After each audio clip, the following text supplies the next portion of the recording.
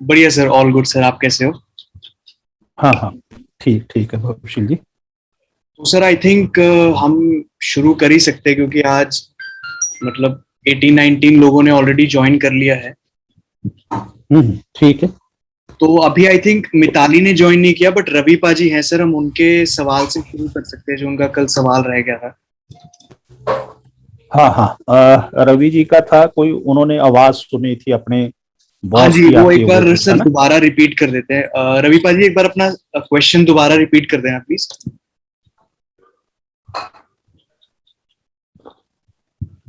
पाजी अनम्यूट कर लो, आपकी आवाज नहीं आ रही। ਹੈਲੋ, ਸਤਿ ਸ਼੍ਰੀ ਅਕਾਲ ਸਰ ਜੀ। सत श्रीकाल। ਹਾਂਜੀ ਸਰ, ਮੇਰਾ ਕੁਐਸਚਨ ਇਹੀ ਸੀਗਾ ਵੀ ਆਬਜ਼ਰਵੇਸ਼ਨ ਦਾ ਆਪਾਂ ਪਹਿਲਾਂ ਵੀ ਜਦੋਂ ਕਲਾਸ ਲੱਗੀ ਸੀਗੀ ਆਬਜ਼ਰਵੇਸ਼ਨ ਦੀ 23 ਸੈਕਟਰ ਸਕੂਲ ਦੇ ਵਿੱਚ, ਤਾਂ ਉਦੋਂ ਤੋਂ ਹੀ ਆਬਜ਼ਰਵੇਸ਼ਨ ਦੀ ਐਕਸਰਸਾਈਜ਼ ਤੇ ਕਾਫੀ ਵਰਕ ਕਰ ਰਹੇ ਹਾਂ। ਤੇ ਬਟ ਮੇਰਾ ਜ਼ਿਆਦਾ ਕੰਸੰਟਰੇਟ ਜਿਹੜਾ ਰਹਿੰਦਾ ਨਾ ਜੀ, ਉਹ ਸੁਣਨ ਤੇ ਦੇਖਣ ਤੇ ਰਹਿੰਦਾ ਹੈ। ਤੇ ਆ ਸੁਣਨ ਵਾਲੇ ਦੇ ਉੱਤੇ ਮੈਂ ਜਦੋਂ ਦਾ ਕੰਸੰਟਰੇਟ ਕਰ ਰਿਹਾ ਨਾ, ਮੈਂ ਜੋ ਸਾਡਾ ਆਫਿਸ ਆ ਉਹ ਬੇਸਮੈਂਟ ਦੇ ਵਿੱਚ ਆ, ਤਾਂ ਉੱਥੇ ਮੈਂ ਤਕਰੀਬਨ ਕੋਸ਼ਿਸ਼ ਮੇਰੀ ਇਹ ਹੁੰਦੀ ਹੈ ਵੀ ਜਿਹੜਾ ਵੀ ਇਨਸਾਨ ਤੁਰਿਆ ਆਉਂਦਾ ਹੈ ਉਹਦੇ ਪੈਰਾਂ ਦੀ ਆਵਾਜ਼ ਤੋਂ ਮੈਂ ਪਹਿਚਾਣਾ ਵੀ ਉਹ ਕੌਣ ਆ। ਤਾਂ ਤਕਰੀਬਨ 7-8 ਲੋਕਾਂ ਦੇ ਵਿੱਚੋਂ ਸਿਰਫ ਇੱਕ ਪਰਸਨ ਨੇ ਜੋ ਸਾਡੇ ਐਮਡੀ ਸਰ ਨੇ, ਹਨਾ ਜੀ, ਉਹਨਾਂ ਦੀ ਆਵਾਜ਼ ਅਲੱਗ ਲੱਗੀ ਮੈਨੂੰ ਸਾਰਿਆਂ ਤੋਂ, ਵੀ ਉਹ ਕਿਸ ਤਰ੍ਹਾਂ ਜਦੋਂ ਅੱਡੀ ਮਾਰ ਕੇ ਤੁਰਦੇ ਨੇ। ਤਾਂ ਮੈਂ ਸੁਣ ਕੇ ਹੀ ਇਮੇਜਿਨ ਕਰਕੇ ਉਵੇਂ ਤੁਰਨ ਦਾ ਤਰੀਕਾ ਅਪਲਾਈ ਕੀਤਾ, ਤੇ ਜਦੋਂ ਅਲੱਗ-ਅਲੱਗ ਤਰੀਕੇ ਅਪਲਾਈ ਕਰਨ ਤੋਂ ਬਾਅਦ ਐਕਚੁਅਲ ਆਵਾਜ਼ ਉਹੀ ਆਈ, ਤਾਂ ਫਿਰ ਮੈਂ ਉਹਨਾਂ ਨੂੰ ਦੇਖਿਆ ਵੀ ਵਾਕਈ ਉਹ ਉਵੇਂ ਹੀ ਤੁਰ ਰਹੇ ਸੀ। ਤੇ ਬਟ ਸਰ ਮੇਰਾ ਇਹੀ ਕੁਐਸਚਨ ਆ ਵੀ ਜੋ ਮੇਰਾ ਜ਼ਿਆਦਾਤਰ ਧਿਆਨ ਆ ਉਹ ਜ਼ਿਆਦਾਤਰ ਸੁਣਨ ਤੇ ਦੇਖਣ ਦੇ ਵਿੱਚ ਹੀ ਰਹਿੰਦਾ, ਟੇਸਟ ਦੇ ਉੱਤੇ, ਟੱਚ ਵਾਲੇ ਦੇ ਉੱਤੇ ਸਰ ਘੱਟ ਜਾਂਦਾ ਹੈ। ਕਿਸ ਤੇ ਘਟ ਜਾਂਦਾ ਹੈ? ਟੇਸਟ ਤੇ ਸਰ, ਜੋ ਆਪਾਂ ਇੱਕ ਟੱਚ ਕਰਦੇ ਹਾਂ ਜੀ। ਹਾਂਜੀ, ਛੂਹਣ वाला। देखो, जब भी हम लोग कोई एक्सरसाइज शुरू करते हैं तो हमने आपको बोल दिया कि ये 5 चीजें, इनको आपने ऑब्जर्व करना। आगे और 5 चीजें बोलेंगे, तो ये जरूरी नहीं कि वो 5 में से पहला आपका कौन सी पसंद का बने, या पहले आप किस शब्द को पकड़ लो, या पहले आप किस एक्सरसाइज को पकड़ लो। ये कोई जरूरी नहीं है, लेकिन आप जो कर रहे हो वो ठीक कर रहे हो। जैसे आपने उस आवाज को कई दिन पहचानने के बाद कमाल की बात यह है आपकी ऑब्जर्वेशन में कि आपने उसकी बॉडी लैंग्वेज को पहचान लिया। देखा नहीं आपने, आपने आवाज सुनी, आवाज सुनने के साथ आपने उसकी बॉडी लैंग्वेज को पहचान लिया जो आपने बताया था। अब देखा तो है नहीं आपने, फिर उसकी बॉडी लैंग्वेज को आपने कैसे पहचाना? ये ग्रेट ऑब्जर्वेशन थी आपकी। आपने कहा, बताया कि वो पंजों के भार जब चलता है तो ये साउंड आती है। आपने उस तरह से चल के देखा तो आपको वो साउंड आई। ऐसा ही था जो आपने बताया था? हाँ जी, हाँ जी सर, है ना। तो हाँ जी। अब ये कमाल की चीज है कि आपने सुना, सुन के आपने उसकी बॉडी लैंग्वेज को पहचान लिया, उसकी जो मूवमेंट को पहचान लिया कि उसने किस तरह से चलता होगा। ये आपने बहुत बड़ा खजाना अर्जित कर लिया, अर्न कर लिया है मेरे हिसाब से। जैसे मैंने एक एग्जांपल पहले बताया था कि मैं किसी उसको, एक सड़क में खड्डा था, गटर था, उसको एक ब्लाइंड मैन पार कर रहा था, वो देख के रुक गया, क्रॉस कर गया। जब मैंने उससे पूछा तो उसने कहा पिछले 5 दिन से है। मुझे डाउट हुआ कि यह बंदा देख पा रहा है और या कुछ एक्ट कर रहा है या एक्टिंग कर रहा है, नाटक कर रहा है। तो मैं उसको देखते हुए कभी उसके आगे क्रॉस कर जाता था,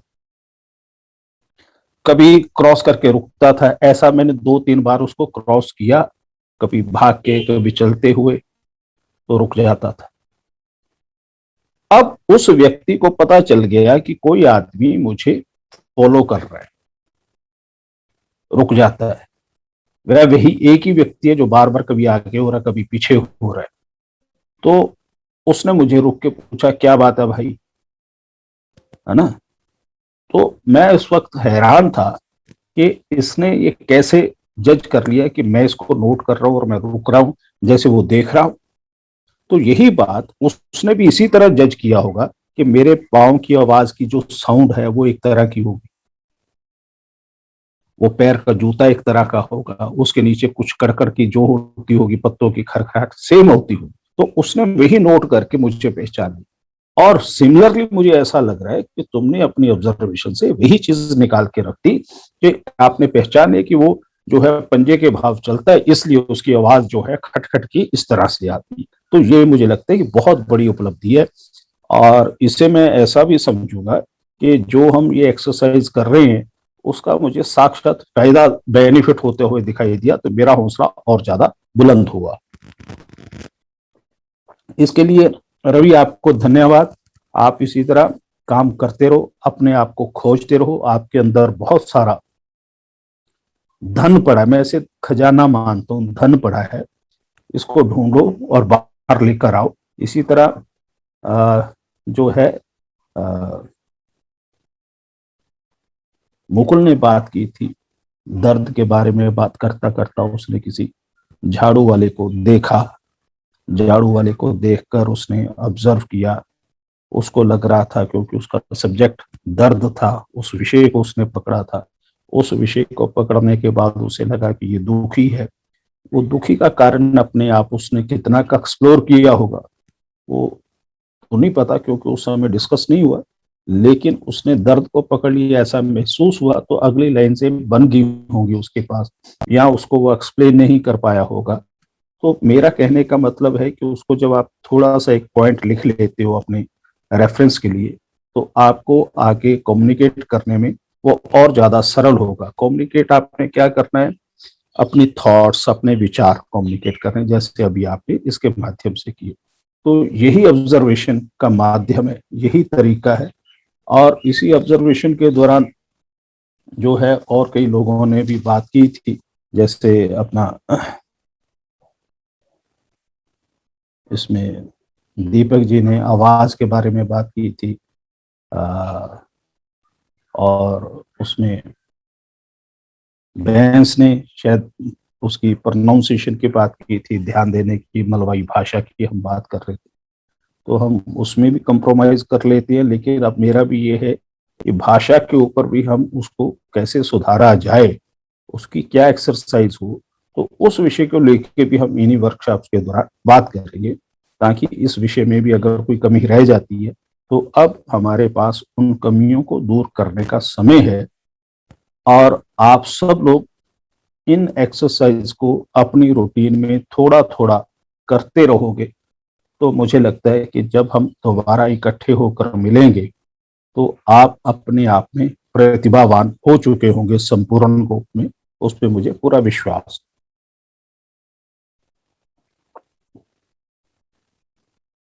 इसके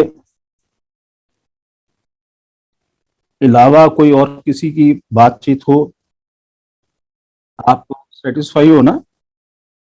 हाँ, मिताली का कल एक था उनकी पेंटिंग के बारे में, वो कुछ पेंटिंग बनाती है, उनकी इमेजिनेशन जो है वो किसी सिमेट्री में नहीं रहती, कुछ इस तरह से था।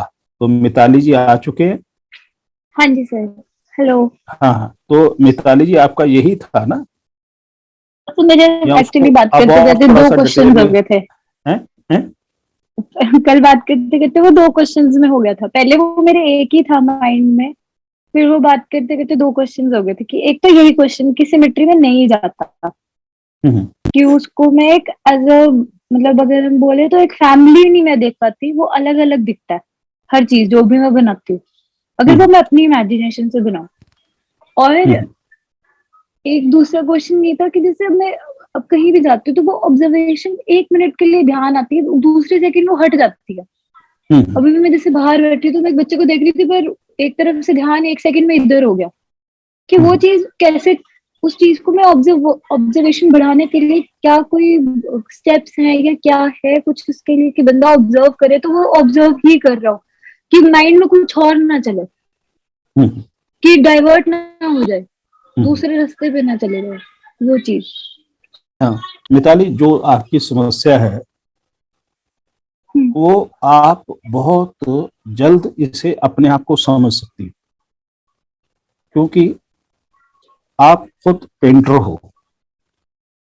जब हम पेंटिंग में कोई एब्स्ट्रैक्ट पैदा करते हैं कोई उस आर्ट में, तो उसका क्या मतलब होता है? कि कुछ भी है, वो कोई रिलेशन ही नहीं है उसका, एब्स्ट्रैक्ट। पहली बात तो उस जो होता है उसमें कहीं भी डायरेक्ट क्लैरिटी नहीं होती। ठीक है, उसको हम बहुत कुछ लोगों के ऊपर भी छोड़ देते हैं कि लोग इसमें अपना व्यू भी दें, या हमारे मन की बहुत सारी उथल पुथल होती है जिसको हम उस तरह से डिजाइन कर देते हैं।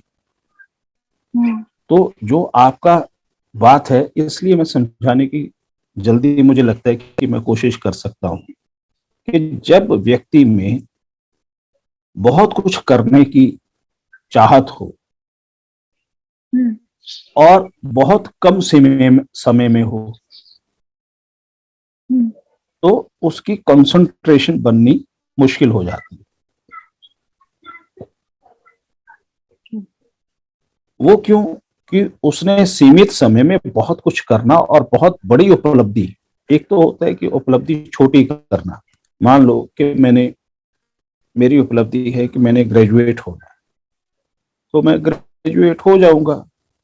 ग्रेजुएट अगर 70 में नहीं हुआ, 50 में होगा, नहीं तो 40 में तो हो ही जाऊंगा। तो ये मेरी कोई बहुत बड़ी महत्वाकांक्षा नहीं है, और ऐसा भी नहीं है कि मुझे इसी साल होना है। अगर रह गया तो अगले साल भी हो सकता हो। तो कोई मुझे इस तरह का प्रेशर वाली बात। तो कई बार हम प्रेशर उठा लेते हैं, उस प्रेशर को हम सोचते हैं कि हमारे पास इतना समय है, तो हम उस समय में ये काम करने की कोशिश करते हैं, तो वो कंसंट्रेट नहीं हम कर पाते, क्योंकि डाइवर्शन अपने दिमाग में बहुत है, जल्दी जल्दी की है। तो इसलिए आप ये सोच के चलो, ये आर्ट का काम है, कला का काम है, इसलिए इसे आराम से करना है। किस लिए करना है? कुछ पाने के लिए नहीं, अपने सुकून के लिए करना है, अपने आनंद के लिए करना है, अपने खेल के लिए करना है। तो जब आप ऐसा करोगे तो आपकी सोच में ठहराव आ जाएगा। जो आपकी इमेजिनेशन है, जो आपकी जिस बारे में इमेज बनाते हो, एकदम टूट के दूसरी तरफ चली जाती है, दूसरे से छोड़ते तीसरी तरफ चली जाती है, तीसरी से चौथी ओर ध्यान चला जाता है। तो इसका मतलब कि आप बहुत कुछ करना चाह रहे हैं और आपने अपने काम को एक टाइम लिमिट में बांधा हुआ है, आपने उसे खुला नहीं छोड़ा। कोई बात नहीं, अगर आपने ऐसा सोच लिया कि आज नहीं हुआ तो कल हो जाएगा, तो वो समस्या खत्म हो जाएगी अपने आप। उस टाइम लिमिट जो आपने फ्रेम कर लिया, उस फ्रेम से बाहर आ जाओ। तो अपने आप, अगर एक पे मान लो कि अभी आप कोई पेंटिंग बना रहे थे, तो आप किसी एक जो भी उसने ड्रा किया, तो उसमें कोई सेकंड थॉट आ रही है, तो वो डिस्टर्ब कर रही है, उस पेंटिंग बनाने को छोड़ दो, यही छोड़ दो, कोई बात नहीं। जितना देखा उसको देखो, अब दिमाग में दूसरी चीज शुरू होगी, तो आके बैठो। अगर वो पकड़ी जाती है, ठीक है, हो सकता है वो तीसरी की ओर बढ़ जाए, हो सकता है वो चौथी की ओर बढ़ जाए, हो सकता है वो 5वीं की ओर बढ़ जाए, हो सकता है वो 6ठी की, 7वीं की, 8वीं की, 9वीं की, 10वीं की। किसी भी थॉट पे हम एक समय में अनेक चीजें सोचते हैं, बस उनको आप नोट करना है। बस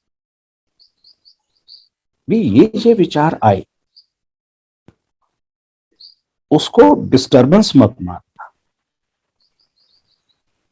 कि मैं वो करना चाह रही थी, मेरा टाइम वेस्ट हो गया, ये चीजों के ऊपर ध्यान मेरा आ गया।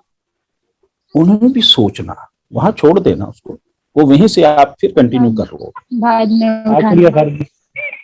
जो चीजें आई हैं उनको जब आप सोचोगे तो उनमें नए रंग आने शुरू हो जाएंगे आपकी कैनवस में। वो थॉट प्रोसेस जो डिस्टर्ब कर रहा था वो और ज्यादा बड़ा हो जाएगा। आप इसे सिंपल वे से करके दें। और दूसरा, आपको रेस्ट मिलेगा, आपके माइंड को, आपकी बॉडी को बिल्कुल टेंशन नहीं होगी। तो अभी ऐसा जब कभी वक्त आता है, मैं एक और प्रश्न आपसे पूछना चाहता हूँ, आपको टेंशन भी होती है उस विषय पे फिर? मतलब अभी मेरे पास 2 ख्याल चलते हैं रोज। मैं अभी इस एक्टिंग लाइन में अभी आई हूँ, मुझे 1 साल हो गया। मैं जॉब कर रही थी, मेरी बहुत अच्छी जॉब चल रही थी, कोरोना की वजह से वो जॉब बंद हो गई। मुझे एक शूट का ऑफर आया, फिर मुझे लगा कि मुझे इसी लाइन में जाना, क्योंकि मैं स्टार्टिंग से मैंने फाइन आर्ट्स में काम किया है, मैंने वेल्डिंग करी है, मैंने स्कल्पटर का काम किया है, मैंने मूर्ति कला की है। मैंने स्टार्टिंग से एक हर चीज मैंने देखी है और वो करी भी है वो चीज।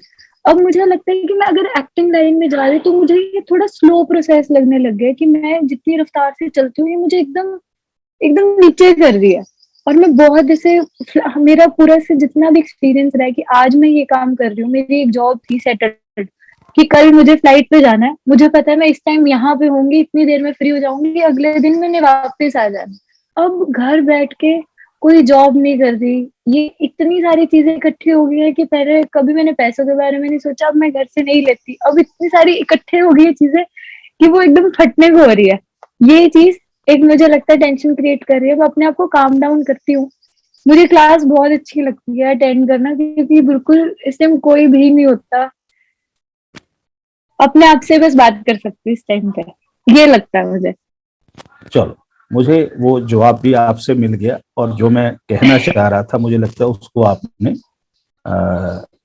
अपनी जो है मोहर भी लगा दी कि एक सार आपके साथ के विचार चलते हैं। क्यों कि जब आदमी खुद गुणवान होता है, प्रतिभावान होता है, उसको ये पता है मैं कर सकता हूँ।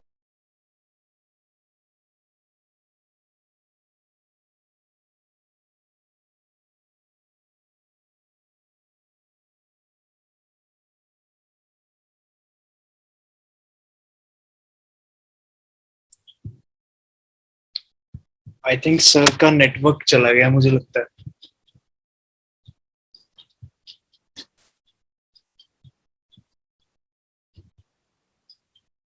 कहीं ना कहीं, क्योंकि है तो ये कला का अंश ही, मेन सिल्वर स्क्रीन में एक्ट में ना आया तो इस तरह से आप आ गए। लेकिन जो क्रियो होता है पर्दे के पीछे, उसका नाम नहीं आता नेपथ्य वालों का, जो सिल्वर स्क्रीन के ऊपर चमकते हैं चेहरे, उनका नाम, उनकी रिकॉग्निशन लोगों को ज्यादा होती है।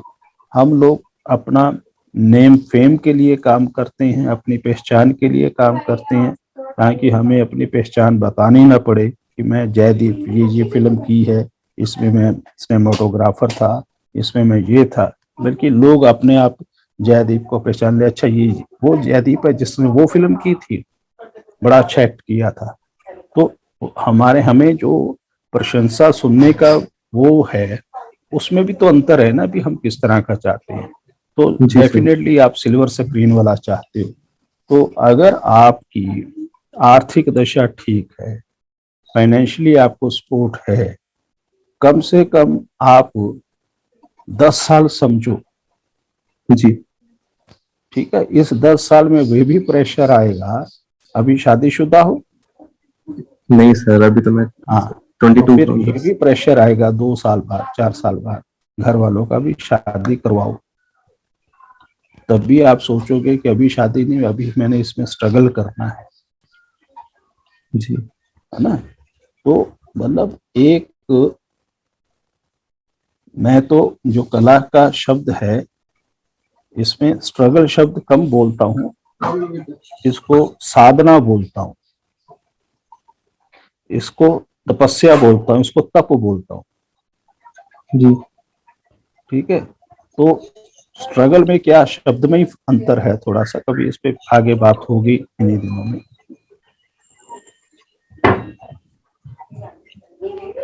तो आगे इस बारे में बात करेंगे इन शब्दों को, फिर ये अलग विषय शुरू हो जाएगा। तो मेरा जी सर। मतलब ये है कि आप ये कर सकते हो, ये आपकी साधना में आप पड़े हुए हो।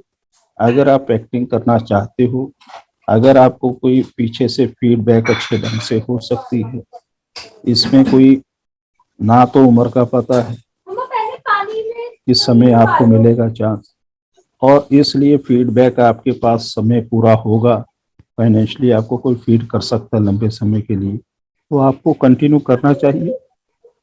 जी सर। आपने एडिटिंग की है, एडिटिंग वाले बंदे के लिए तो मीडिया में बहुत और ज्यादा सरल हो जाता है एक्टर को, कि उसको फ्रेम का पता होता है। जी दूसरा कोई एक्टर आएगा जिसने कभी एडिटिंग देखी नहीं, उसको फ्रेम का ही नहीं पता होगा। तो कम से कम आपके पास ये गुण तो और ज्यादा है जो दूसरों के पास नहीं है। तो आपका तो और थोड़ी सी मेहनत अगर आप करोगे, थोड़ा सा और एफर्ट करोगे, तो आप बिल्कुल एक्टिंग में कामयाब होंगे। वो सीख के तौर पे भी हो सकते हो जाओगे। सीख के ऊपर तो वैसे करेक्टर बहुत कम होते हैं। ठीक है। जी सर। हाँ, तो आप अपना जो है अपने मन से डिटर्मिनेशन रखो। अगर आप उनसे नहीं भी मिलते तब भी कोई बात नहीं, अगर मिलोगे तब भी कोई बात नहीं, उनसे बता दोगे आप अपना कि मैं अब एक्टिंग में ये काम करना चाहता हूँ, तो वो नेचुरली बात है, आपके दोस्त हैं। जब कभी एक्टिंग की जी जरूरत पड़ेगी तो हो सकता है वो आपकी हेल्प करें, आपको आपका नाम वहां प्रपोज करेंगे। तो इसलिए उस काम को आप चला सकते हो, चल सकता है आपका, कोई दिक्कत वाली बात नहीं। इसके ऊपर एक्टिंग के तौर के ऊपर जितने स्किल्स हैं उसको आप करते रहिए, कुछ ना कुछ एक्सरसाइज करते रहिए। आजकल तो घर पे हो तो जैसा भी आप जी जो भी मिलता है वो काम करिए। ठीक है जी जयदीप सर। जी। Done sir. तो आप थैंक यू करिए सर। अपना काम। जी जी आपके पास काफी एक्सपीरियंस है, जितना ये भवशील के पास है लगभग। तो आपके पास, भवशील के पास एक्टिंग का ही सिर्फ है, तो आपके पास टेक्निकली तौर के ऊपर कई चीज़ों का है। और जी जी मैं तो बल्कि ये बड़ा अच्छा मानता हूँ, जिस एक्टर को एडिटिंग की नॉलेज है वो बहुत कम टेक देता है, शॉर्ट में बहुत कम जो है टाइम देता है, बल्कि शॉर्ट डिवीजन एकदम वो समझ जाता है क्या है जी जिसको एडिटिंग की। तो तुम में तो बहुत फिर डायरेक्शन के नजदीक की चीज आपने पकड़ी हुई, उसमें आपका हाथ जी है, तो और ज्यादा अच्छी बात आपके लिए, वो प्लस पॉइंट है जयदीप जी। जी। और सर एक और क्वेश्चन अभी माइंड में आया। जी रिसेंटली मैंने एक ऑडिशन बनाया था, मैंने भवशील पाजी को भी दिखाया था कि पाजी थोड़ा बताओ मुझे इसमें गलती क्या है। तो पाजी ने बताया था कि बीच बीच में ना बहुत फ्लैट जा रहा है। तो मैंने भी वो चीज देखी कि बीच में ना मैं अपना करेक्टर छोड़ देता हूँ। तो सर करेक्टर में रहने के लिए मतलब क्या करूँ मैं? हाँ, उसी की तो हम बात कर रहे हैं ना, करेक्टर में रहने के लिए ही तो ये बात कर रहे हैं कि जो अपनी पांचों सेंसेस हैं, एक सुनने की है, हमें सुनने की पावर हम में होनी चाहिए, देखने की पावर हम में होनी चाहिए, स्मेल करने की पावर हम में होनी चाहिए, छूने की हम्म। पावर होनी चाहिए, तो तभी आप फ्लैट ना होंगे। जी ठीक है कि नहीं, आप तभी फ्लैट, ठीक ठीक। फ्लैट का मतलब क्या है कि मैंने अपना डायलॉग बोला, जयदीप से बात की, और उसके बाद में कोई रिएक्शन नहीं, और जी यदि जयदीप बोलेगा तो मैं उसकी बात को ऐसे सिर हिला के कुछ ना कुछ कहूँगा, हाँ तो मतलब मुझे समझ आ रहा है, सुन रहा हूँ मैं, तो सुनने का रिएक्शन दे रहा हूँ। तो अगर किसी के मैंने हाथ पकड़ा तो हाथ पकड़ने की, उसकी छूहन की टच है, जो फीलिंग है, उसके एक्सप्रेशन है, बीवी का और है एक्सप्रेशन, माँ को छूने का और है, गर्लफ्रेंड को छूने का और है एक्सप्रेशन। तो उस तरह से सबके भाव भी अलग। तो ये सारी चीजें छोटी छोटी हैं, इनको आपने ऑब्जर्व करना है। तो डेफिनेटली अगर आपके पास कोई डायलॉग नहीं है, अभी तो आपने जो फ्लैट आपने देखा है वो आप डायलॉग बोले होंगे, उसमें फ्लैट नजर आ रहा होगा जी लेकिन जब ये रिएक्शन के ऊपर काम करोगे, जो व्यक्ति रिएक्शन का काम कर लेता है वो कभी फ्लैट रहते ही नहीं। वो तो सुनते हुए, खड़े हुए, किसी भी जगह के एंगल के ऊपर वो मूवमेंट में होगा, उसकी बॉडी हरकत में होगी, उसकी कला जागृत होगी, वो इनएक्टिव कभी भी नहीं हो सकता। जी सर। तो अगर फ्लैट है, अब वो फ्लैट आपका डायलॉग डिलीवरी में था या कहीं एक्सप्रेशन में था? एक्सप्रेशंस में था सर। हैं? एक्सप्रेशंस में। किसमें? एक्सप्रेशंस में था सर। अच्छा, हाँ, तो उसके लिए यही एक्सरसाइज जो जिनकी हम बातें कर रहे हैं, यही जरूरी इम्पोर्टेंट है। इनको आपने कहीं इसके लिए कहीं जाना नहीं, घर में बैठे हुए ये सारी एक्सरसाइज करनी है आपने, जिसके बारे में हम पिछले 2-3 दिनों से बातचीत कर रहे हैं। तो आप देखोगे कि आपको इसका बहुत अच्छा फायदा हो रहा होगा और उसके बारे में आप खुद अपने आप ही बातचीत कर सकते हो उस उन एक्सरसाइज को लेकर, चाहे वह सुनने की है, छूने की है, सूंघने की है, बोलने की है। जी सर। कोई भी उसको आप कर सकते हो। ठीक है जयदेव जी? जी सर बिल्कुल। हाँ हाँ, आप कंटिन्यू रहना और हमें बताना भी कुछ आपको अगर फायदा होता है या इन 2-4 दिनों में कोई भी अगर आप एक्सरसाइज करते हो तो हमें जरूर बताना। जी सर, मैं करता हूँ try sir. Thank you sir. ठीक, थैंक यू आपका भी जयदीप जी, धन्यवाद, आपने ये अटेंड किया सेशन। तो और भी जितने लोग भी सेशन लगा रहे हैं, उन्होंने कुछ कुछ किया हो तो उसकी जानकारी हमें ज़रूर दें।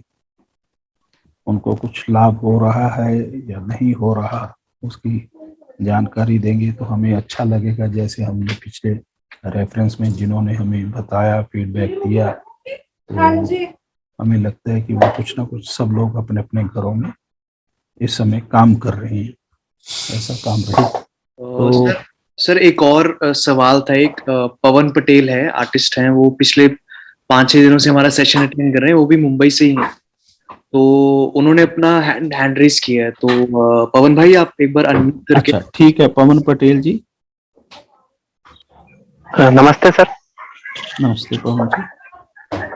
सर मैं बेसिकली प्रॉपर जो है झाबुआ जिले में एक गांव है रूपगढ़, वहां का रहने वाला हूँ। कहाँ का? झाबुआ जिले में एक गांव है रूपगढ़ नाम से। अच्छा। मेरा बोर्न वहां पर और मैं ज्यादातर वहीं रहता हूँ, लेकिन पढ़ाई और थिएटर के लिए मैं अभी इंदौर और बॉम्बे में थोड़ा ट्रेवल कर रहा था। तो इंदौर में मैं थिएटर कर रहा था, उस बीच मैं प्ले भी कर रहा था। एक गांधी वर्सेस गांधी में मेरा महादेव जी का रोल था। तो सर मेरे साथ क्या प्रॉब्लम होती है कि मैं जैसे किसी स्टोरी को समझ लेता हूँ और मुझे डायलॉग भी अच्छे से याद हो जाते हैं, लेकिन जब एक्ट पर आता हूँ तो मैं ऐसा लगता है कि मैं स्टोरी से बिल्कुल हट के कर रहा हूँ, मतलब उस स्टोरी का पार्ट ही नहीं हूँ मैं। अच्छा, पवन जी इंदौर में किसके साथ काम करते हो आप? इंदौर में सर चेतन शाह है, रंग रुपया थिएटर से। अच्छा जी सर। तो ये जो झावा है ये भी रूपगढ़ भी एमपी में है? हाँ जी सर, एमपी में है ये, झाबुआ जिले में। अच्छा जी। तो आपका ये है, तो आप कितने नाटक कर चुके हो? सर अभी मैंने प्ले मैंने एक ही किया था, मतलब जिसमें मैंने एक्ट किया था वो गांधी वर्सेस गांधी था। और दादा के साथ ही मतलब वल्लभपुर की रूप कथा किया, तो उसमें मैंने बैकग्राउंड आर्टिस्ट में ही था सर मैं। हाँ कोई बात नहीं। हाँ जी जी। और एक अभी रिसेंटली एक टीवी सीरियल भी मुझे इंदौर में था तो मुझे मिल गया था, क्राइम शो था वो, उसमें भी मैंने लीड था उसमें मैं। पर मुझे स्टोरी भी मुझे समझ में आ गई थी, मुझे डायलॉग भी मतलब सारी लाइंस भी अच्छे से याद हो जाती है, लेकिन जब एक्ट पर करता हूँ तो ऐसा लगता है कि मैं अलग कर रहा हूँ या स्टोरी के हिसाब से नहीं कर पा रहा हूँ। वो देखो उसमें पवन जी, जी सर। एक तो जो है ना आपका, जैसे आपने एक नाटक किया गांधी वर्सेस गांधी, जी जी ठीक है, आपको याद भी हो गया, जो जी। डायलॉग थे, संवाद था, हाँ याद हो गया, है ना। और लेकिन जी। आप उसको उस प्रभाव से नहीं बोल पाए, या हाँ जो हाँ निर्देश है हाँ जी, हाँ जी, सही। उस प्रभाव से नहीं बोल पाए, या दर्शक या जो निर्देशक था वो आपके उस संवाद बोलने की कला से संतुष्ट नहीं हो पाए, या आप उस कहानी को नरेट करके आगे नहीं बढ़ा पाए। ऐसा अक्सर हो जाता है, कोई बड़ी बात नहीं है, जी ठीक है।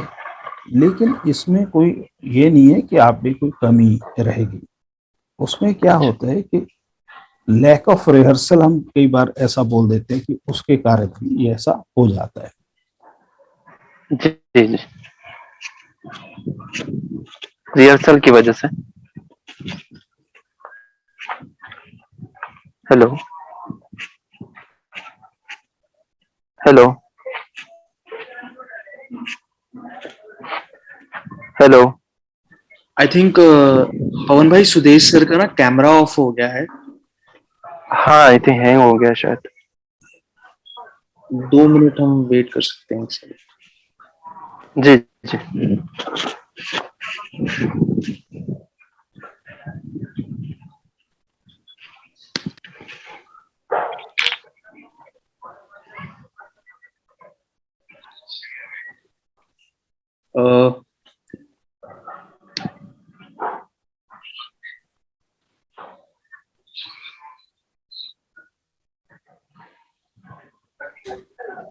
हेलो।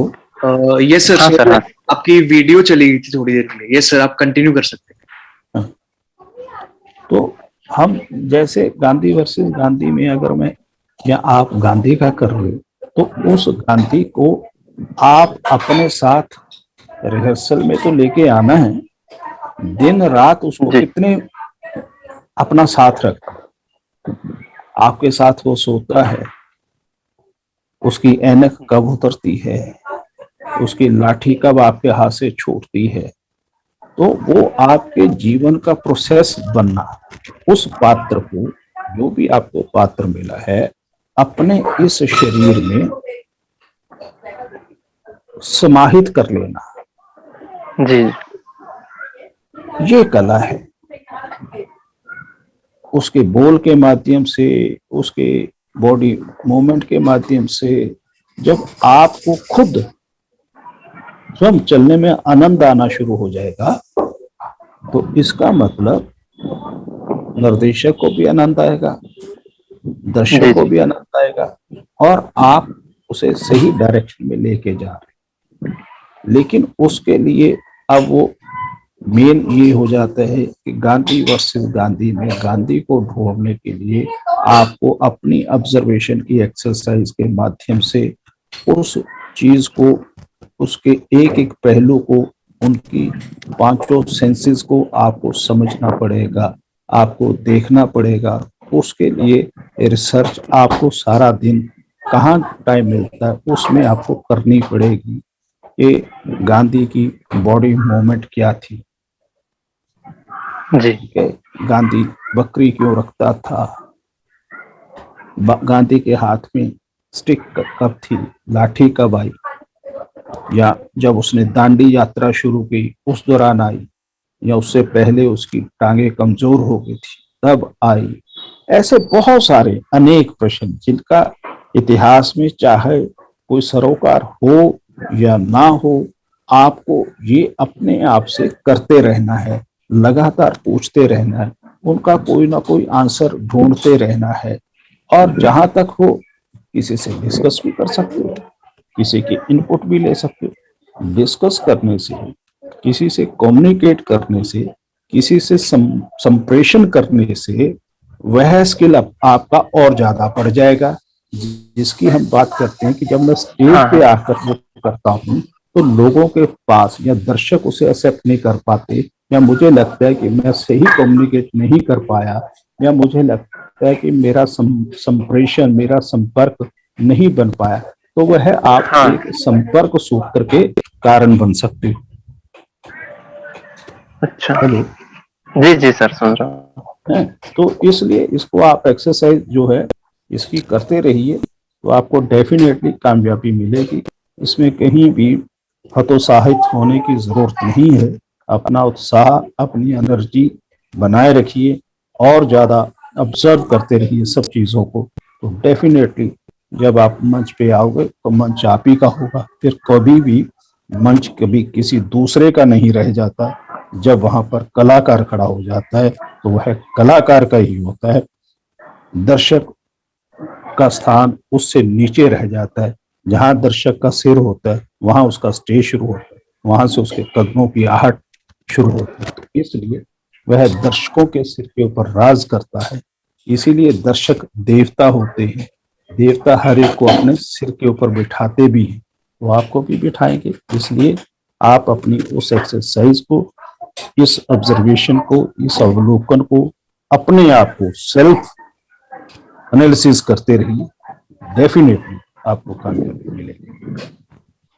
जी सर। हमारी बेस्ट विशेष है पवन पटेल जी, आप इतनी दूर से हमारा ये सेशन अटेंड कर रहे हो, तो हमारे लिए भी ज्यादा खुशी की अरे बात है। सर, सर कल का एक सवाल मैंने नोट किया था, जो प्रियंका जी ने जो पूछा था इमेजिनेशन से लेकर, उसमें जब आपने एक एग्जांपल दिया था वो म्याऊं वाला जी, तो जैसे हम बचपन में हमको ऐसे बोलकर डराते थे, तब जैसे मान लो हमारा अगर हम लेवल देखें जो हम डरते थे 1 से 10 से, मान लो हम 5 लेवल पर जो हम डरते थे तब म्याऊं से, और अगर हमको घर वाले बोलते थे कि भूत आ रहा है, तो तब भी हम वही रिएक्शन देते थे जो हम 5 लेवल पे डरते हैं।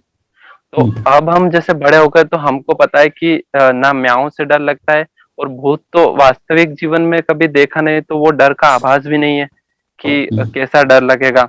लेकिन हाँ, उसका आकार हमने फिल्मों और टेलीविजन पे जैसे देखा है कि वो उल्टे पांव रहते हैं या जो भी। तो अगर सींग जैसे, आगे, दो दांत बाहर आगे, कुछ भी ऐसा। हाँ हाँ, तो अब अगर जैसे मुझे 10 लेवल पे डरना है कि जैसे मुझे पूरा पसीना आ जाए या मैं कांप उठूं बिल्कुल, तो वो मैं कैसा इमेजिन करूं या कैसा और फील करूं उसे तब वहां तक। देखो, नाटक में एक शब्द है ऑब्जर्व करना, एक शब्द है फील करना। जी। ठीक है, ये जो भी लेवल हैं आपकी फीलिंग के साथ चले। अच्छा। जितना आप गहरा फील करोगे उतने लेवल बढ़ता जाएगा। इसका तो कोई फेस के साथ, कोई एक्सप्रेशन के साथ तो नहीं है कि अगर मैंने ऐसे ज्यादा आंखें खोल ली तो गुस्सा और ज्यादा बड़ा हो जाएगा। ऐसा तो नहीं है ना। नहीं नहीं नहीं। ये आपकी फीलिंग के साथ है, तो वो फीलिंग जिस तरह की भी होगी वो उस तरह से आपकी फीलिंग को ही आपको इनहांस करना होता है। इसीलिए ये जो कुछ एक्सरसाइज का मतलब यही होता है कि अपनी ऑब्जर्वेशन के माध्यम से हमें वो पावर को ढूंढ के रख लेना। जब हमारे पास समय आएगा तो उस पावर से उस डिग्री का 5 का, 7 का, 10 का हमने पेश कर देना, उसकी प्रेजेंटेशन दे देनी। यही मकसद होता है हमारी डेली एक्सरसाइज का, डेली जो है लोगों के साथ बात करने का मतलब है। तो अपने में इन चीजों को, जो गुण है, चाहे वह अपने हैं चाहे वह किसी दूसरे व्यक्ति के हैं, उन गुणों को ढूंढ ढूंढ कर, छान छान कर अपने में समाहित करते जाना, अपनी पूर्ति करते जाना, यही कला है। और उसका जब प्रदर्शन करोगे तो कलाकार हो जाओगे। यही एक छोटा सा सिंपल रास्ता है। जी सर जी। और सर माफी चाहूंगा, एक और सवाल है मेरा। चलो कल के लिए रख लो, कुछ और देख लेते हैं पवन जी। हाँ सर, ठीक है सर, बिल्कुल बिल्कुल। हाँ, कल के लिए रख लेते हैं आपका। तो बिल्कुल जब बिल्कुल। समय खत्म होगा तब आप और सवाल बता देना, कोई ऐसी बात नहीं है ना। जी तो जी कल सर। उससे शुरू कर लेंगे, कोई और व्यक्ति ना रह गया हो। हाँ हाँ हाँ, ठीक है। Thank you sir. Thank you Pavan भाई, thank you so much sir. एक और मेरे फ्रेंड हैं मुंबई से, उन्होंने आज ज्वाइन किया है। संकेत नाम है उनका। तो उनका आई थिंक एक क्वेश्चन था या उन्होंने आई थिंक कुछ शेयर करना। संकेत भाई आप अनम्यूट कर दो यार एक बार। संकेत, हाँ सर, मेरे मुंबई के ही फ्रेंड है, काफी अच्छे फ्रेंड है। तो उन्होंने आज सेशन ज्वाइन किया है sir. Hello sir. Hello. Hello. सब लोग को हेलो बोलना चाहूंगा। मैं पहली बार ज्वाइन कर रहा हूँ। भवशील भाई को बहुत बड़ा थैंक यू बोलना चाहूंगा। तो सर मैं क्वेश्चन अपना मैं कल भी पूछ सकता हूँ क्योंकि आज मैं पहला सेशन अटेंड कर रहा हूँ। तो अगर ऐसा कुछ है जो आप आज बताना चाह रहे थे तो हम कंटिन्यू कर सकते हैं। मैं कल भी पूछ सकता हूँ क्योंकि अब तो मैं कहीं जाने वाला हूँ नहीं। अपना बेसिक इंट्रोडक्शन यहाँ पे देना चाहूंगा कि मैं वैसे भोपाल से हूँ, भोपाल मध्य प्रदेश से हूँ और अभी फिलहाल बॉम्बे में रह रहा हूँ। और इसके पहले मैं बैंगलोर से मैंने काम करना चालू किया था, जहाँ पे मैंने बैंगलोर में थिएटर में प्रोडक्शन भी किया है और मैं एक थिएटर आर्टिस्ट भी था, बट मैं इंग्लिश थिएटर कर रहा था। तो वहां पे मुझे ज्यादा हिंदी थिएटर करने का मौका नहीं मिला या फिर मैं अपने जॉब में भी थोड़ा बिजी था, तो मैं हिंदी थिएटर की तरफ ज्यादा मेरा रुझान नहीं था। बट क्योंकि वहां पे बैंगलोर में ज्यादा हिंदी स्पीकिंग काम नहीं था, इसलिए मुझे मुंबई जल्दी से जल्दी शिफ्ट होना था। थोड़ा टाइम लग गया उस चीज को और डिसाइड करने में, थोड़ा पैसा जमा करने में, मुंबई के लिए थोड़ी तैयारी करने में। बट 2018 में मैं मुंबई शिफ्ट हो गया था और उसके बाद से मतलब मुझे काम तो मिल रहा है, सब कुछ सही चल रहा है। और अगर आप मुझे अलाउ करेंगे तो मैं आज क्वेश्चन पूछूंगा, नहीं तो मैं कल पूछने के लिए भी बहुत कंफर्टेबल हूँ। हाँ कोई बात नहीं, आप पूछ लीजिए, है ना क्वेश्चन। तो अभी बीच में हम लास्ट में आप वाली बात को भी उठा लेंगे, तो ठीक है। नहीं तो फिर कल पे भी इसको छोड़ा जा सकता है। भोपाल में आपने किस किस के साथ थिएटर किया है? सर भोपाल में मैंने एक्चुअली थिएटर काम नहीं किया। मैं ज्यादा करिकुलम एक्टिविटीज में था। थिएटर अपने स्कूल के इवेंट्स और कॉलेज के इवेंट्स हैंडल करता था। शायद मैंने तब तक फिगर आउट नहीं किया था कि मुझे एक्टिंग में जाना है, तो मैं करिकुलम एक्टिविटीज में ज्यादा था। बट जब मैं इंजीनियरिंग की पढ़ाई खत्म कर रहा था अपने सेकेंड ईयर में, मुझे रियलाइज हुआ कि मुझे मास कम्युनिकेशन से रिलेटेड कुछ करना है। तो मुझे क्लियर नहीं था, बट मुझे इतना पता था कि जो टीवी में आते हैं, एंकरिंग का काम करते हैं, वो मुझे काम वहां से, मुझे इच्छा वहां से स्टार्ट हुई थी।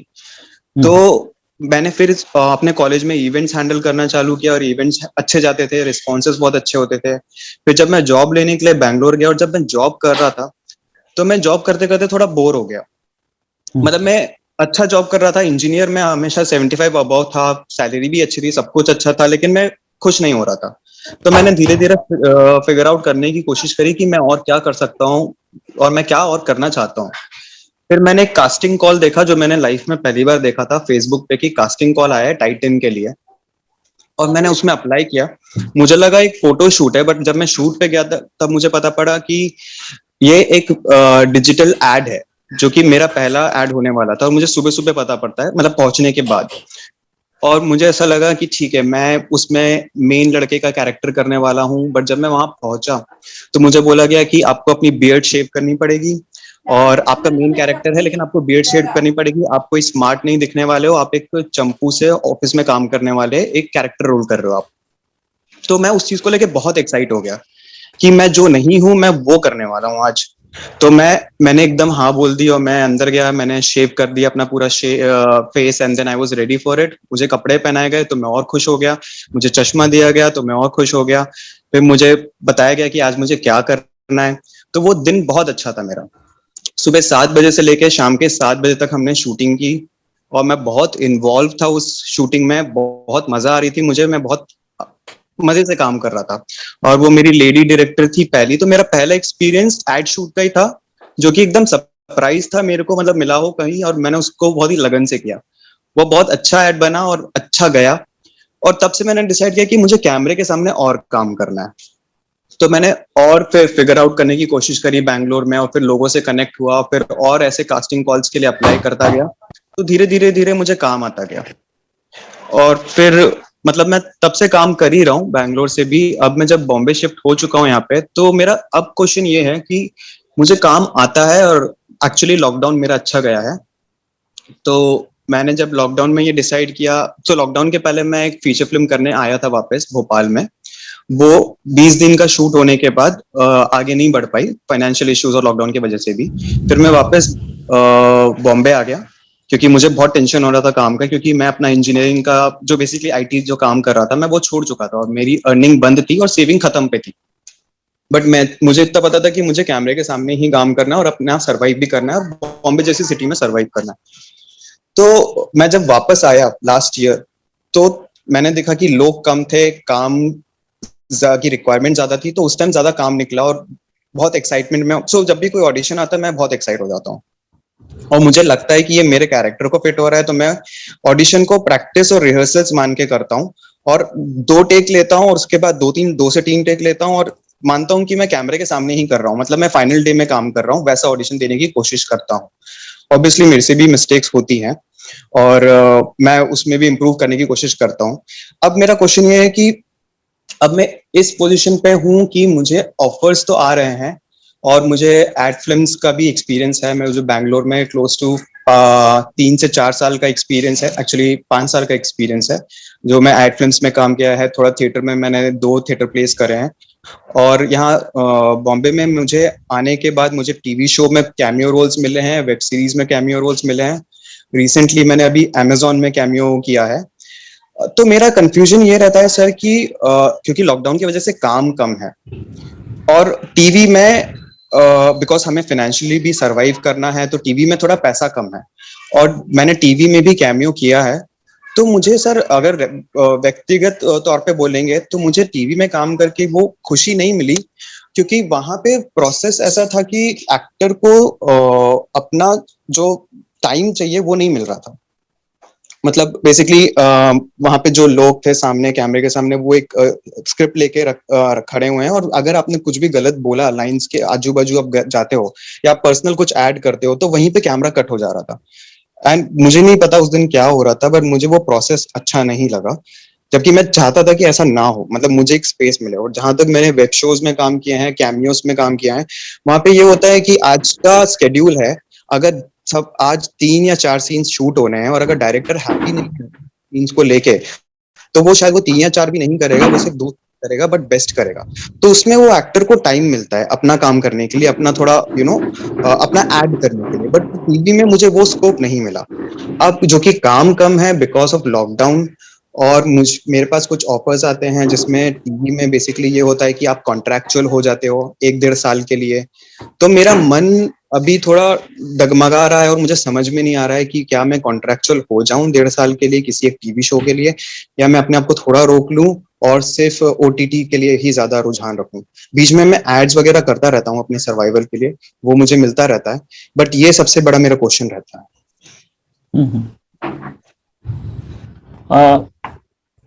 चलो,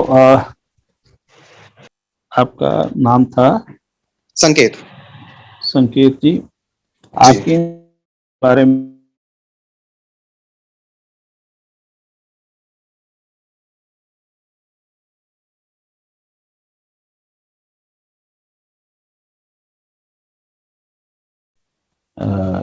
बीटेक वाले रहा है ये वास्ता, तो वो भी ओके। करेंगे। लेकिन आपने ओके बहुत बिल्कुल। सारा ऐसी चीजें पूछी हैं हम्म। जिनका मेरे पास एक्सपीरियंस तो नहीं है, लेकिन फिर भी वो मैं बात करने की कोशिश करूंगा, क्योंकि वेब सीरीज और ये ओटीटी प्लेटफॉर्म के बारे में मेरा एक्सपीरियंस नहीं है।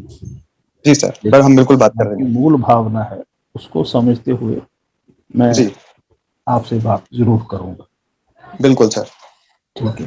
तो थैंक यू। भवशील, अभी और किसी का भी अगर कोई सवाल है तो वो ले लेते हैं फिर अभी। फिर मुझे लगता है कि 6:45 यस सर, आई थिंक 7 बजने वाले हैं। इसके बाद आई थिंक 2 मिनट रह गए हैं तो हम रीजॉइन कर लेते हैं। और रीज्वाइन करके फिर अगर किसी का और सवाल है पहले वे भी बता ही दे, है ना, हाँ ताकि जी फिर सर, अब उसको कंटिन्यू। अभी एज सच तो किसी का सवाल नहीं है आई थिंक, सिर्फ संकेत भाई का ही था। तो आई थिंक सर हम अच्छा, ठीक सब रीजॉइन कर लेते हैं और उसके बाद अगर किसी ठीक है। का सवाल होगा तो हम वो बस नेक्स्ट लास्ट मीटिंग में सर डिस्कस कर ठीक लें। मैं ये एंड कर रहा हूँ, सब रीजॉइन कर लेना प्लीज। Thank you. ठीक।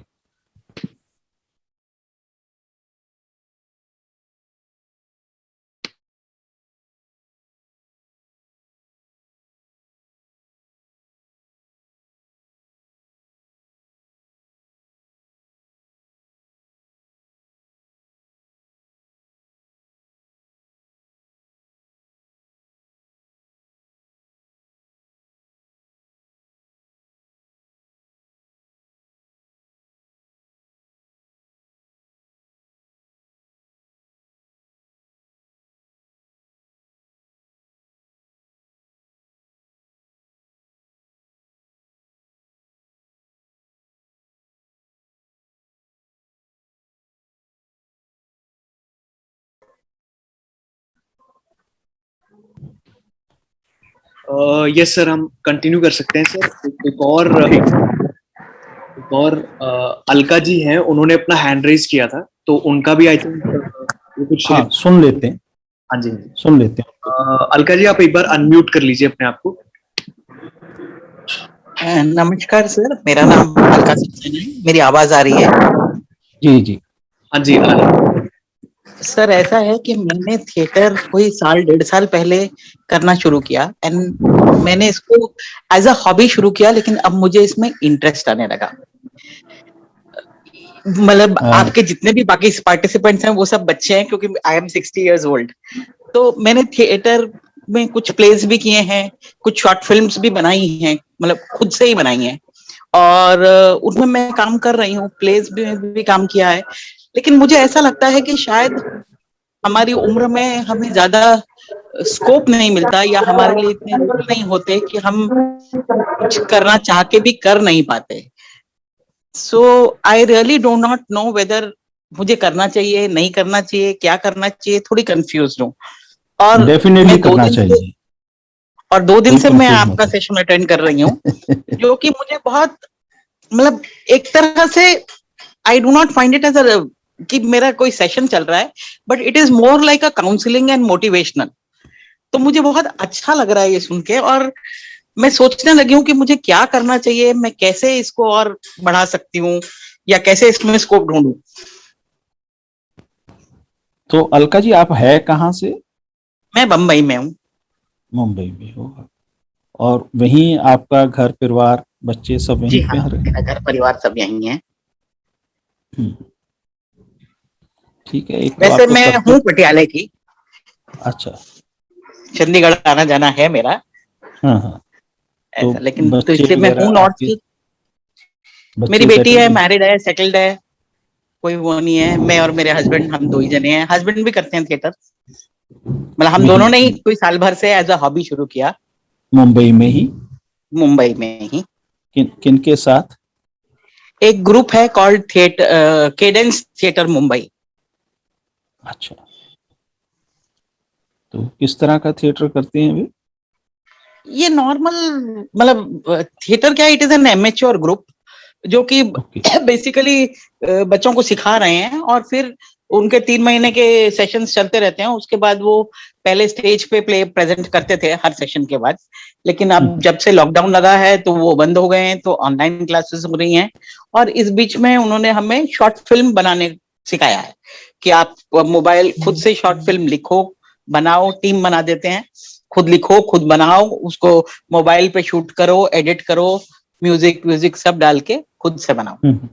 तो वो बना रहे हैं। और इस बीच में मुझे पराग टिपनिस जी के साथ एक शॉर्ट फिल्म का ऑफर मिला, जो कि मैंने किया, जिसका नाम है चूड़ियां, जो कि अभी दादा साहब फाल्के अवार्ड के नॉमिनेशन लिस्ट में थी। जीती तो नहीं, लेकिन शॉर्ट फिल्म पे नॉमिनेशन में शॉर्टलिस्टेड थी, और भी 2 जगह वो शॉर्टलिस्टेड है। बहुत छोटा सा माइन्यूट सा रोल था, लेकिन मिला। तो अलका जी, पहली बात तो आप बहुत अच्छा, ये जो शॉर्ट फिल्म आपने खुद बनाई एक्सरसाइज के तौर के ऊपर, उसके खुद स्क्रिप्ट लिखी और खुद म्यूजिक दिया, खुद अपने कैमरे से बनाई, तो ये कुछ एक्सरसाइज होती है जो आपको खुद करते हो, और इसी के माध्यम से आप जो है आगे और बढ़ते हो। हम भी जो इस वर्चुअल मीटिंग की वर्कशॉप है, इसका भी मतलब ये है कि आप सब लोग घर पर बैठे हुए कुछ ना कुछ इस तरह से एक्सरसाइज करें जिससे आपकी प्रतिभा और ज़्यादा बढ़े, उसमें कोई ना कोई एनहांसमेंट हो किसी न किसी एंगल से। वो माध्यम कोई भी हो सकते हैं, उन्हीं माध्यम को लेकर हम चलते हैं। कल आपके साथ इस बारे में और ज़्यादा बात करेंगे। तो अभी मुझे लगता है कि 15-20 मिनट और हैं, तो हम एक छोटे से सब्जेक्ट को लेके बात करेंगे, और उसमें आप भी उसमें कुछ अपनी इनपुट बताना कि अगर आप उसे करते हो। जी सर, थैंक यू। दोस्तों, कोई भी कलाकार, कोई भी अदाकार, उसकी जो सबसे जरूरी अदाकारी का महत्व होता है उसकी स्पीच में होता है, उसके संवाद में होता है, उसके डायलॉग्स में होता है। तो इसलिए हम सबको, सभी कलाकारों को अपने संवाद बोलने की, उसके रस की, उसके रस स्वादन की हमें भरपूर जानकारी होनी चाहिए। उस जानकारी को रखने के लिए हमें अलग से कुछ भी नहीं करना होता। हम सुबह से शाम तक जो कुछ भी बोलते हैं उसके ऊपर ध्यान रखना होता है कि हम क्या बात कर रहे हैं, क्या बोल रहे हैं, किन शब्दों के ऊपर एम्फेसाइज करते हैं, किन शब्दों को हम स्ट्रेस करते हैं, कौन सा शब्द कहाँ से निकलता है। जिस तरह हम 5 सेंसेस की बात करते हैं, उसी तरह संवाद भी इस जीभ के साथ, इस मुख से 5 हिस्सों से निकलते हैं। लिप्स से निकलता है, फिर दांतों से निकलता है, फिर जीभ से निकलता है, फिर जीभ तलवे के साथ टच होकर निकलती है, फिर कंठ से निकलता है। तो हमें जो जो चीज है, जो जो शब्द हैं, वो पता होने चाहिए जो हम सुबह से शाम तक बोलते हैं, कि उन स्वरों के, उन व्यंजनों के क्या रस है और हम उसे किस तरह से इस्तेमाल करते हैं। और फिर उस स्पीच थेरेपी के माध्यम से, उस संवाद के माध्यम से आप जो कुछ भी पढ़ते हो, जैसे जो अपने पुराने कलाकार हैं, उन सबको मैं एक ही लाइन की एक्सरसाइज देता हूँ स्ट्रेस करने के लिए। जो पुराने हैं उन सबको पता होगा कि उसमें 5 शब्द हैं एक पंक्ति में। मैंने कल एक आइसक्रीम खाई, मैंने एक, कल 2, एक 3, आइसक्रीम 4, खाई 5वां शब्द। ये 5 शब्द की एक एक्सरसाइज देता हूं आगे इसको समझाने के लिए इजी उस पे, कि जब हम अपने संवाद के माध्यम से इस सब को बोलेंगे तो इनके 5 शब्द हैं, तो 5 अर्थ बनने चाहिए। जैसे अगर हमने मैंने को स्ट्रेस किया तो आएगा कि मैंने कल एक आइसक्रीम खाई, यानी मैंने खाई। आप जितने भी सुन रहे हो इस मीटिंग में, आपने नहीं खाई। यदि मैंने कल को स्ट्रेस कर दिया, उस पे अगर वेट डाल दिया, उसको वजन के साथ बोल दिया, मैंने कल एक आइसक्रीम खाई, मैंने कल एक आइसक्रीम खाई, कल खाई, आज नहीं खाई, ये सेंसेस की निकलनी चाहिए। अब तीसरे शब्द पे अगर आए, मैंने कल एक आइसक्रीम खाई, मैंने 2 नहीं खाई, न 3 खाई, 1 खाई। तो ये भाव आना चाहिए। आइसक्रीम, मैंने कल एक आइसक्रीम खाई, वहां रसगुल्ले थे, गुलाब जामुन थे, मैंने तो आइसक्रीम खाई। तो ये भाव आना चाहिए।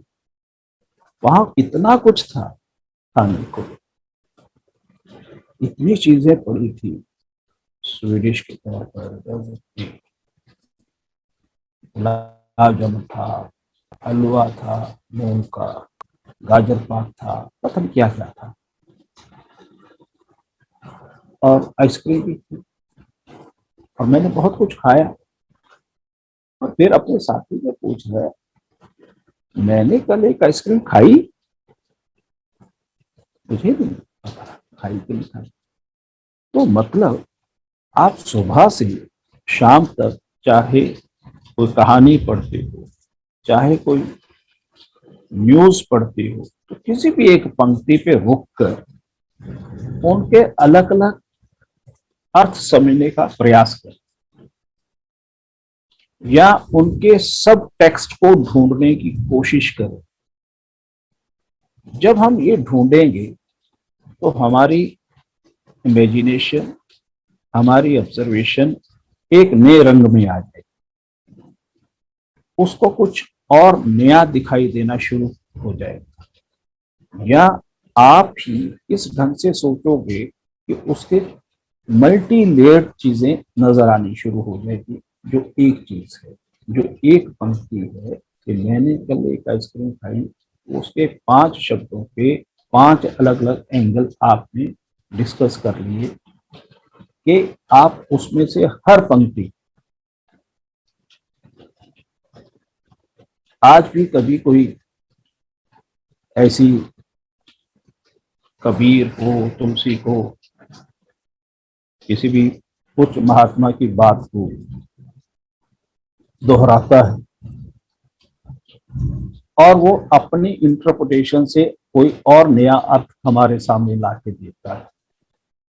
मतलब उन शब्दों में बहुत सारी ऐसी बातें होती हैं जिस तक हमें पहुंचना है, उसके सब टेक्स्ट तक हमें पहुंचना है, हमने उनको ढूंढकर बाहर लगा, और कलाकार इन शब्दों को बहुत अच्छे ढंग से ढूंढता है। ढूंढ के जब बाहर लाता है, जब वह उसकी स्पीच में आएगी, उसके संवाद का जब वह रूप लेगी, तो आप मानेंगे कि वह उसके लिए बहुत सहायक होगा, उसकी अपनी प्रतिभा को, अपने अभिनय को और ज्यादा रंग देगा। अब हम जो शब्द हैं, ये शब्द जो लिप्स के साथ हमारे होंठों से जिनका भाव निकलता है, अगर हम उनकी बात करें तो ये भी 5 शब्द जो अपने होंठों से निकलते हैं, जिनमें प, होंठ से निकलेगा प, फ, ब, भा, मा।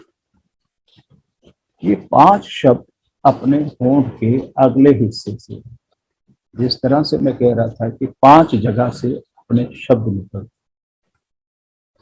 और ऐसे अनेक शब्द आप सुबह से शाम तक बोलते हैं।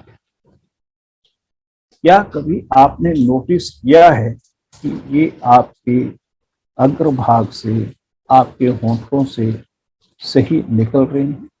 होंठ चिपक तो नहीं जाते इसके साथ?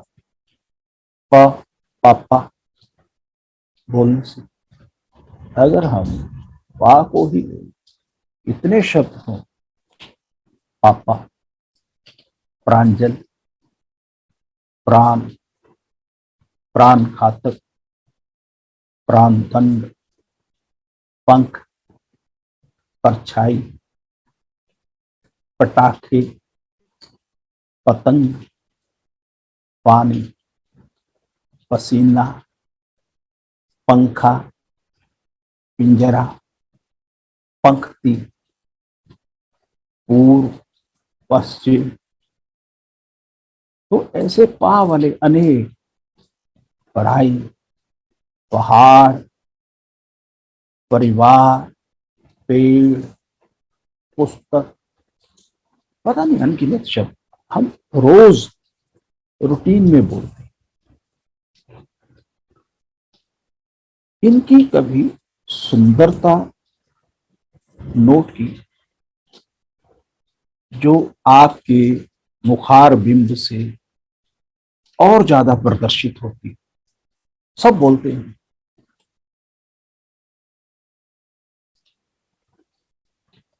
इसे अगर इसके लिए कुछ आपको एक्स्ट्रा नहीं करना, कहीं नहीं जाना, जो कुछ भी आप कर रहे हो उसको सुनना और समझना है, या इस की जो एक्सप्रेशन है इनको देखना। ये तो लेकिन सुनने की अगर देखोगे भी तब भी, अगर शीशे के सामने भी अगर आप खड़े होकर बोलोगे तब भी कोई ऐसी बात नहीं। इसी तरह दूसरा शब्द इसका हा हा हा हा, हसीबात, फायदा, फल, फूल,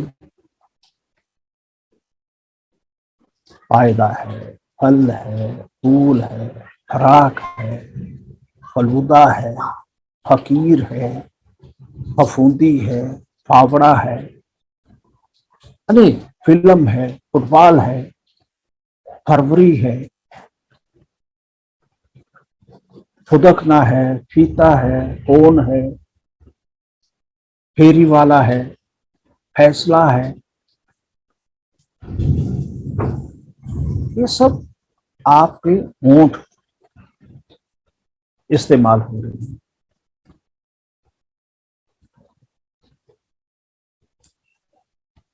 और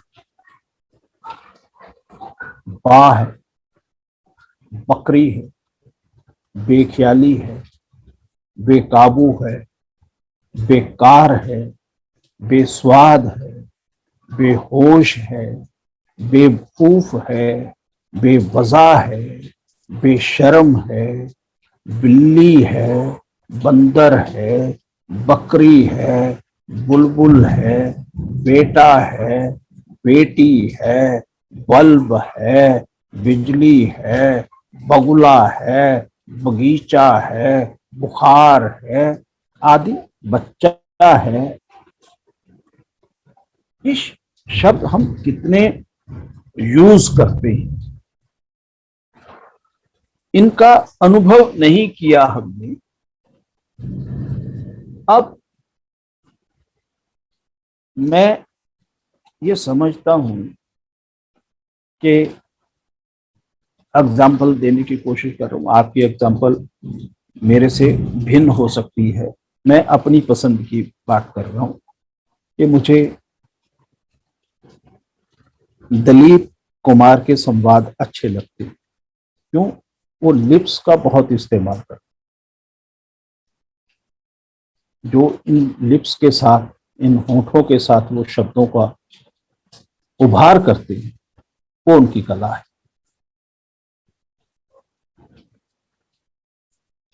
अमिताभ बच्चन जो कंठ के शब्द हैं उनसे जो उभार देते हैं, उनका अपना आनंद है, वो उनकी जो है सुंदरता है।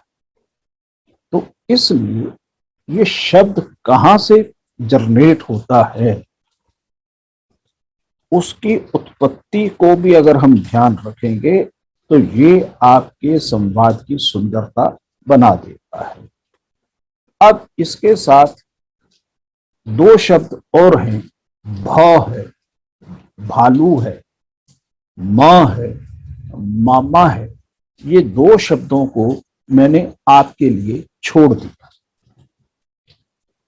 इन दो शब्दों के जो होठों से बोलने वाले हैं, इन शब्दों को आप कल कोई भी न्यूज़पेपर पढ़ते समय जो जो अक्षर आते हैं उनको देखें, कहाँ माँ वाले शब्द आ रहे हैं, कहाँ भा वाले शब्द आ रहे हैं, ताकि आप उनको पकड़ सकें।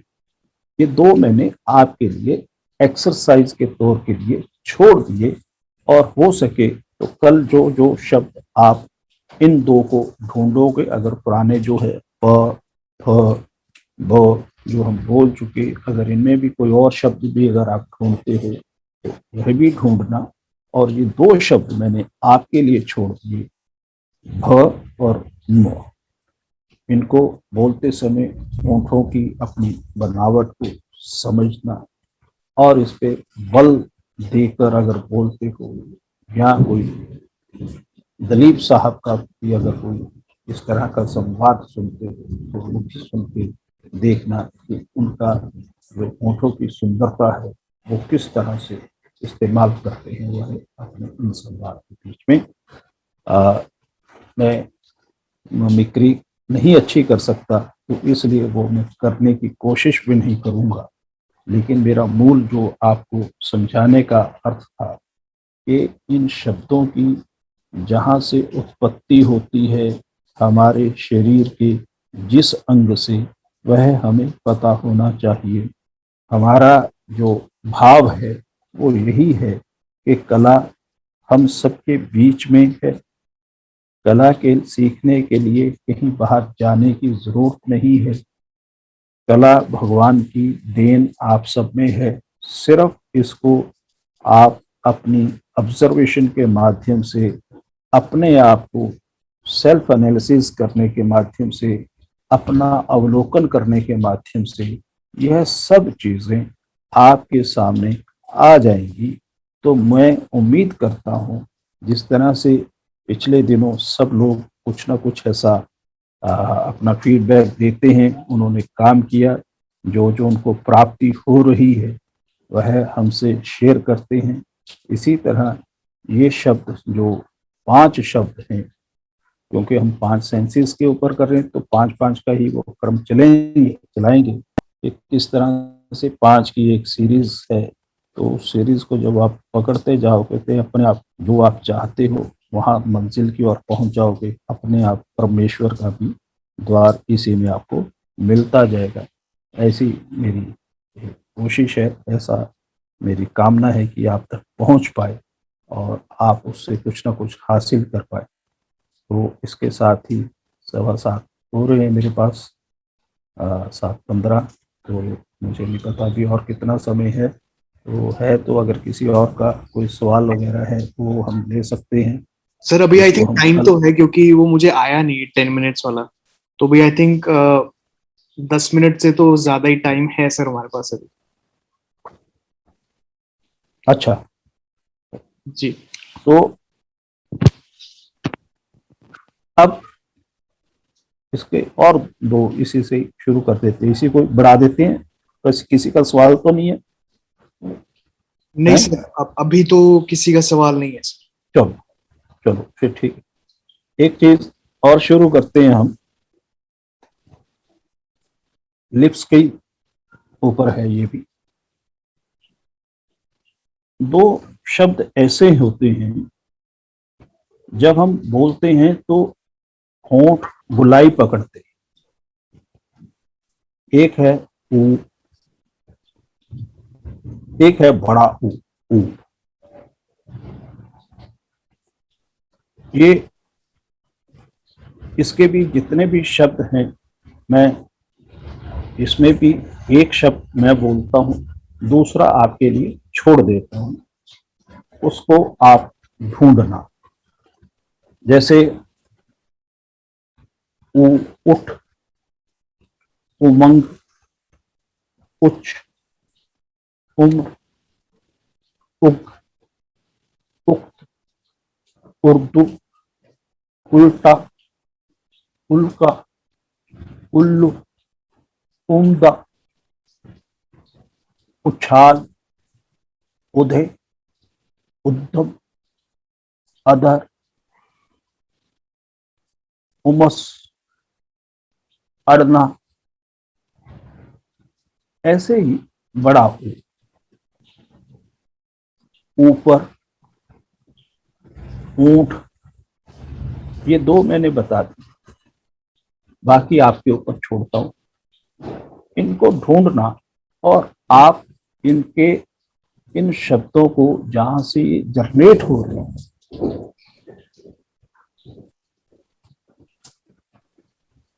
इनके पहचानने की कोशिश करो। या ओ, अगर हाथ ऊपर आ गया, ऊपर, ओ, तो साउंड क्या निकलती है? ऊपर। अगर थोड़ा सा भी इसको अगर आप इसका एरिया साउंड का ब्लॉक कर दोगे तो वो क्या शब्द बनता है? ये एक्सरसाइज आपकी जो स्पीच थेरेपी है उसको बड़ा करती है, और इन पॉइंट्स के माध्यम से जितने भी आप देखोगे कि कोई ना कोई भी कलाकार का कोई एक संवाद बड़ा फेमस होता है। जो भी आपका फेमस कलाकार हो, जो जिसे तमाम दुनिया अगर बोलेगी तो आपको पहचान आ जाएगी कि वह ये उसका डायलॉग है। तो आप देखोगे कि उसके उस तरह के जो संवाद है, जो डायलॉग्स है, वो पर्टिकुलर एक तरह के निकलते हैं। सन्नी देओल है, खामोश है, तो वो कोई और है।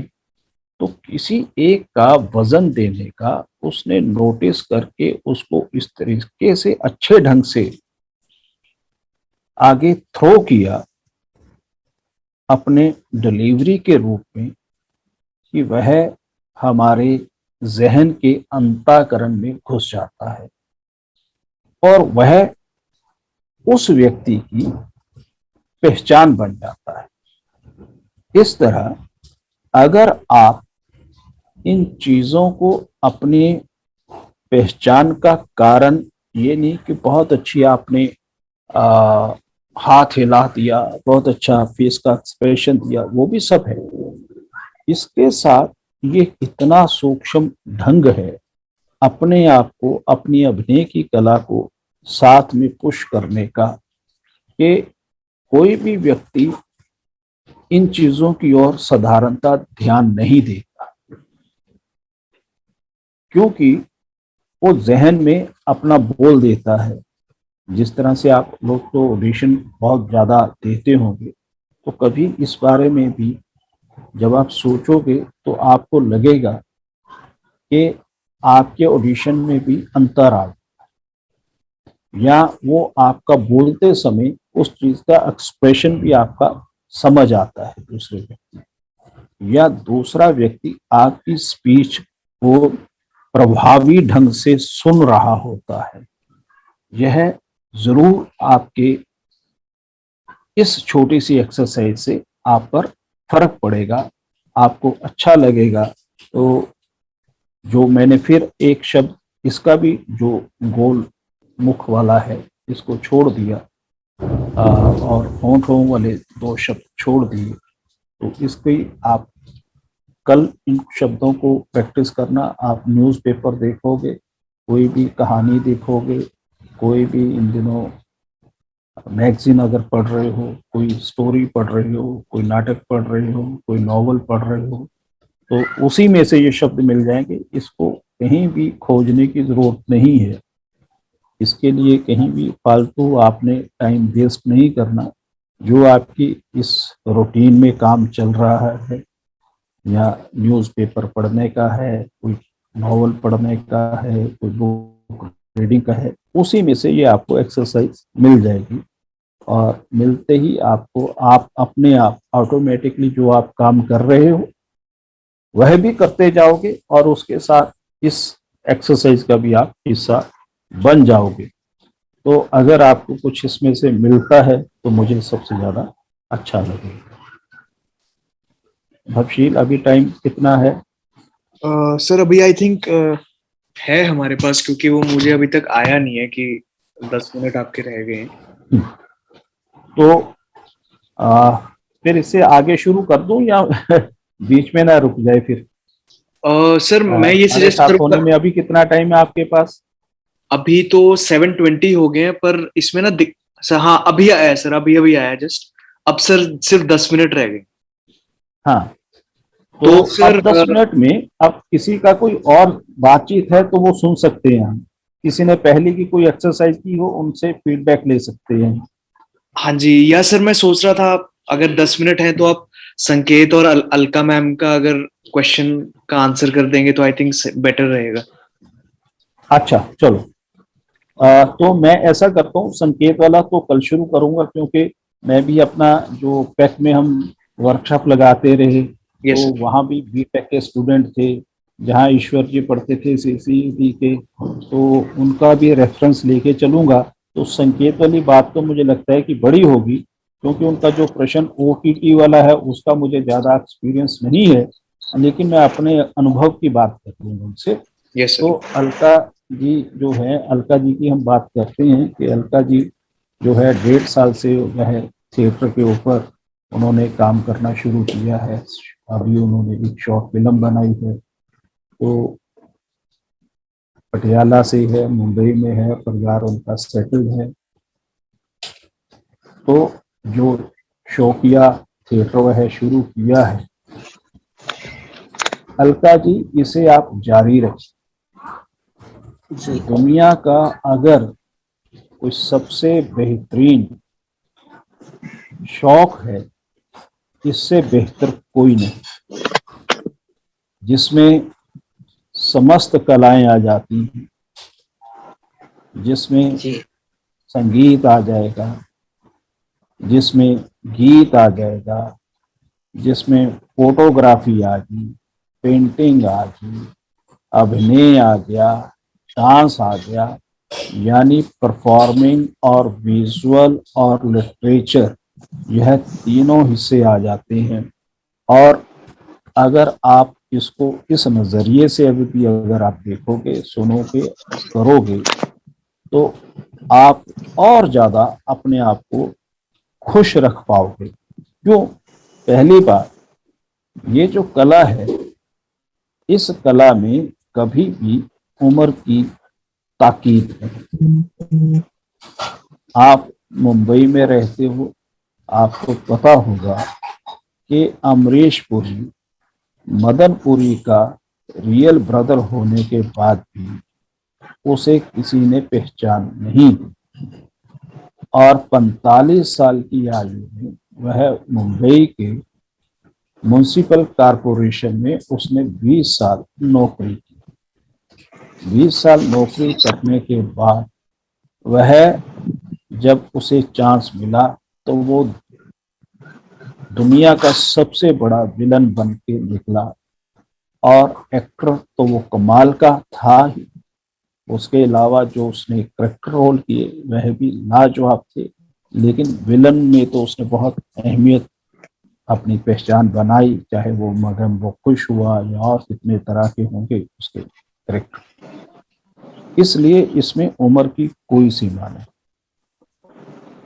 तो इसके लिए मैं 2 लाइनें अक्सर बोल भी लेता हूँ, पंजाबी में है, अगर मैं बोलता हूँ कि दिलां च होवी तड़प हड्डां विच जोर, कौन कहता है कि मंजिल दूर है, कुछ भी सदा ले निश्चित नहीं है, भाग बदल सकते ने, सुभाव बदल सकते ने, ਜਿਹੋ ਜਿਹੀ ਯੋਗਤਾ ਦੀ ਤ੍ਰਿਸ਼ਨਾ ਹੋਵੇ, ਉਹੋ ਜਿਹੀ ਯੋਗਤਾ पैदा की जा सकती है। ना उम्र नियत है, ना सेहत लिखी गई है, ना ही धन वंडिया गया है। मैं फिर रिपीट करता हूँ, ना उम्र नियत है, ना सेहत लिखी गई है, ना ही धन वंडिया गया है। प्राप्ति ते अटल नियमा अधीन, जो चाहो प्राप्त किया जा सकता है। इसलिए आपने कुछ हासिल करना है, वो नियम आपके चाहिए, वो डेडिकेशन आपकी इस आयु में भी चाहिए। अदरवाइज आयु, आपकी सेहत, आपके धन का इसमें कोई योगदान नहीं है। आप उनके बिना भी ये सब काम कर सकते हो। इसलिए आप अपना जो है ये शौक जो है, जो आपकी हॉबी है, और ये हॉबी आपकी कब प्रोफेशन में बदल जाएगी आपको पता भी नहीं लगेगा। एक इसके बारे में एग्जाम्पल मैं देना चाहता हूँ कि अब वो हमारे सीनियर कलाकार थे जस्टिस के डोडा जी, अब वो हमारे बीच में नहीं है पिछले 2 साल से। वह डिस्ट्रिक्ट एंड सेशन जज रिटायर होने के बाद 60 साल की आयु के बाद, शायद 65 की होती है उनकी रिटायरमेंट, 65 की होती है जजेस की। उस 65 साल की आयु के बाद उन्होंने थिएटर ज्वाइन किया था और वह अंतिम समय तक लगभग 10-15 साल हम लोगों के साथ थिएटर करते थे और वह दूर दूर तक हम लोगों के साथ थिएटर करने के लिए थी, जिसका कि हमें बहुत इस बात की खुशी भी होती है कि उनके एक्ट को आज भी लोग याद करते हैं। एक नाटक वो रविंद्रनाथ टैगोर जी का था, अब मुझे उसका नाम नहीं याद आ रहा, उस नाटक का क्या था। तो उस नाटक में उन्होंने आधी रात के बाद सर, आधी रात के बाद नहीं, हाँ आधी रात के बाद में तो उन्होंने मेन वो किया था। आधी रात के बाद जो था वो डॉक्टर चीर कुमार शेष का लिखा हुआ नाटक था। चीर कुमार सभा, उसमें तो उन्होंने हाँ जज के भूमिका में का मेन रोल ही किया था। उसमें 2 लोग थे, तो 2-3 घंटे उन्होंने पूरा मेन रोल किया था। तो एक रविंद्रनाथ टैगोर जी का नाटक था, मुझे चीर कुमार सभा, चीर कुमार सभा, चीर कुमार सभा, यस सर, यस। चीर कुमार सभा में उन्होंने एक साइलेंट एंट्री थी, छोटी सी एंट्री थी, नौकर की उनकी एंट्री थी।